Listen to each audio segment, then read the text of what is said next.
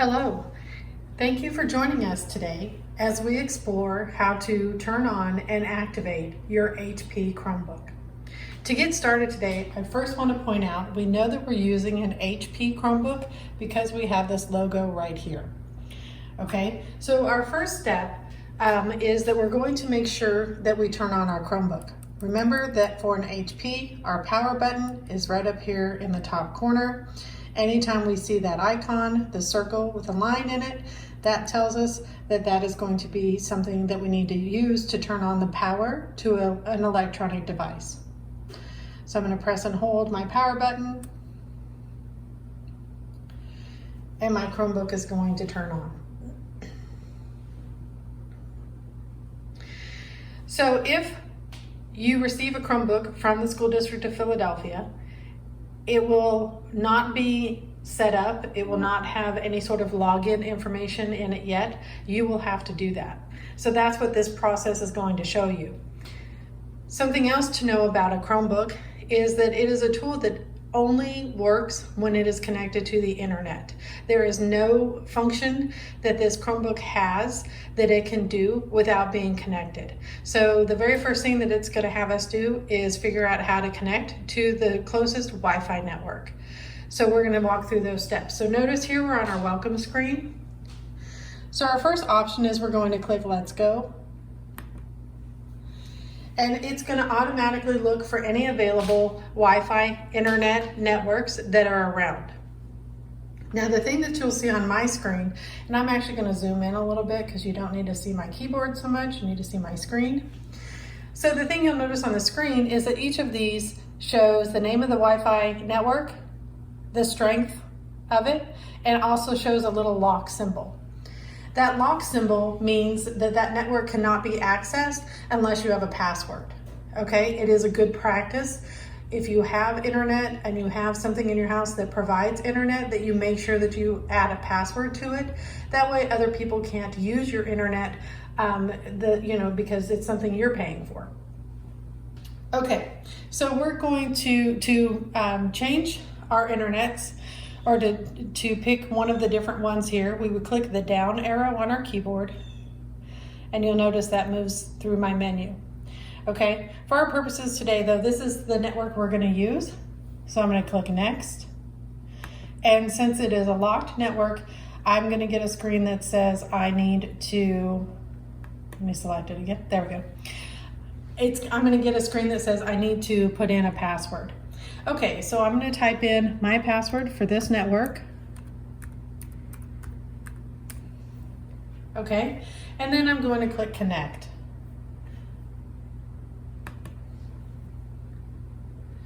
So very quickly what you'll see is it went by very fast. There's a screen that said it was connecting, and now I have my Google Terms of Service.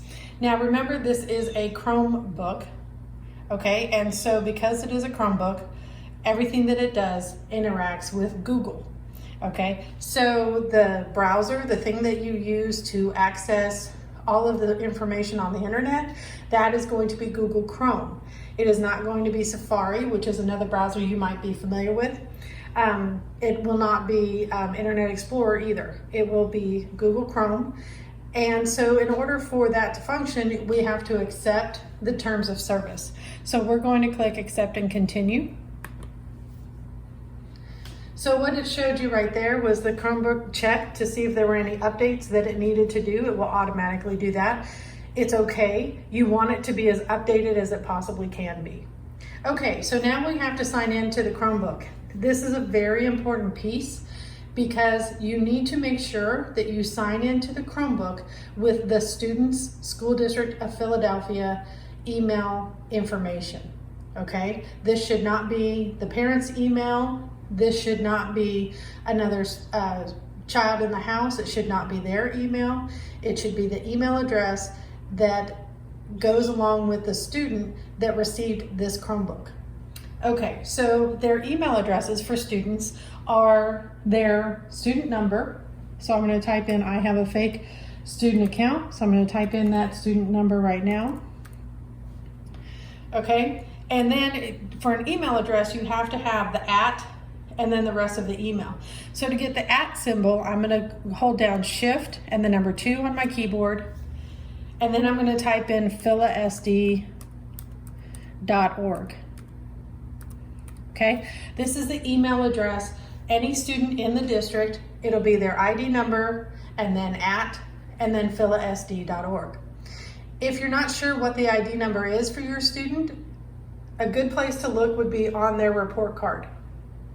Okay, so from here we're going to click Next.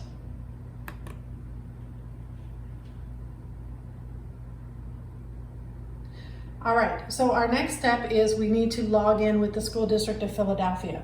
Okay, because we put in a Philadelphia ISD or a Philadelphia School District email before, it identified that or recognized that this is going to be something that the district is going to be communicating with, and you can see that right here. Okay, again, it's really important that we make sure that this is how we do things, because this single sign-on philasd.org is what's going to make things much easier for your student to access their digital learning tools that they'll be using in their classes. Okay, so here notice it's asking now for a username. Okay, the username is not the email address, that's different. The username though is just the student's ID number. So I'm gonna type in my fake student ID number, and then I'm going to type in my password. This password is something that is either given to the students if they are in grades kindergarten through 5th grade, or it is something that the students create themselves if they're in grades 6 through 12. If you're not sure about what this password is, or if your student has forgotten, if they're in grades K through 5, they can reach out to the school or to their teacher to find out what their password is. If it's grades 6 through 12, the responsibility really is on the student to remember what the password is that they created. All right, so we have our username, we have our password, we're gonna click Login.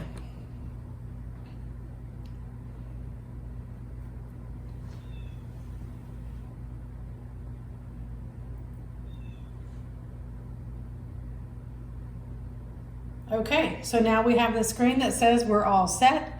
We've got the little ice cream cone, and then it says get started. So this process only has to be done the first time. After that, once it's connected to the internet and it recognizes everything and it has the password, every other time that your student comes to use this, they will not have to go through this process. They will have to sign into the Chromebook possibly, but they won't have to go through and pick the internet and all that kind of stuff. So once you click get started, the screen will automatically take you to the internet and you're ready to go. Thank you very much for joining me today. Just want to recover what we talked about. We talked about how to turn on the Chromebook, how to pick a Wi-Fi network, and how to activate the Chromebook on the School District of Philadelphia portal.